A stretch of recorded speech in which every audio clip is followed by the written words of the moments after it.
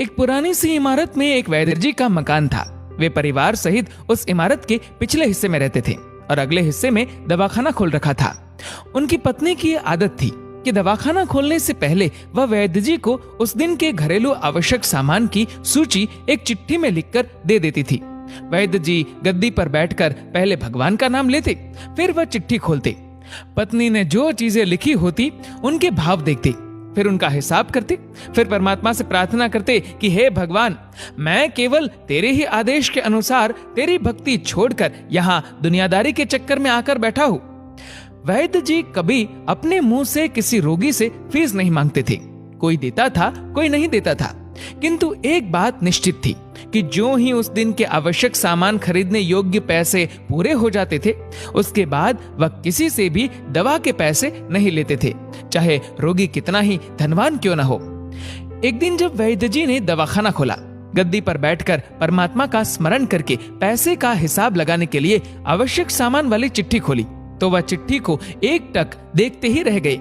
एक बार तो उनका मन भटक गया। उन्हें अपने आंखों के सामने तारे चमकते हुए नजर आए, किंतु शीघ्र ही उन्होंने अपनी तंत्रिकाओं पर नियंत्रण पा लिया। वे चिट्ठी में कुछ यूं देखते हैं कि आटे, दाल, चावल आदि के बाद पत्नी ने लिखा था कि बेटे का विवाह 20 तारीख को है, उसके दहेज का सामान। कुछ देर तो वैद्य जी सोचते रहे, फिर बाकी चीजों की कीमत लिखने के बाद दहेज के सामने लिखा, ये काम परमात्मा का है, परमात्मा जाने। एक दो रोगी जो आए हुए थे, उन्हें वैद्य जी ने देखकर दवाई देना शुरू कर दिया।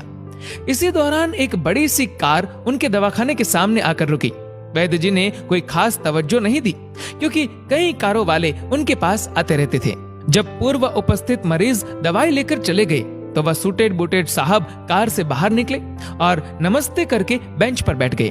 वैद्य जी ने कहा कि अगर आपको अपने लिए दवा लेनी है तो इधर स्टूल पर आए, ताकि आपकी नाड़ी देख लूं, और अगर किसी रोगी के लिए दवाई लेकर जानी है तो बीमारी की स्थिति का वर्णन करें। वह साहब कहने लगे, वैद्य जी, आपने मुझे पहचाना नहीं। मेरा नाम कृष्णलाल है, लेकिन आप मुझे पहचान भी कैसे सकते हैं, क्योंकि मैं 15-16 साल बाद आपके दवाखाने पर आया हूँ। आपको पिछली मुलाकात का हाल सुनाता हूँ, फिर आपको सारी बात याद आ जाएगी। जब मैं पहली बार यहाँ आया था, तब मुझे लगा कि मैं खुद नहीं आया था, अपितु ईश्वर मुझे आपके पास ले आए थे, क्योंकि ईश्वर मुझ पर कृपा करना चाहते थे और मेरा घर आबाद करना चाहते थे। मैं तो कार से अपने घर जा रहा था, पर ठीक आपके दवाखाने के सामने हमारी कार पंक्चर हो गई। ड्राइवर कार का पहिया उतार कर पंक्चर लगवाने चला गया। आपने देखा कि गर्मी में मैं कार के पास खड़ा था, तो आप मेरे पास आए और दवाखाने की ओर इशारा किया और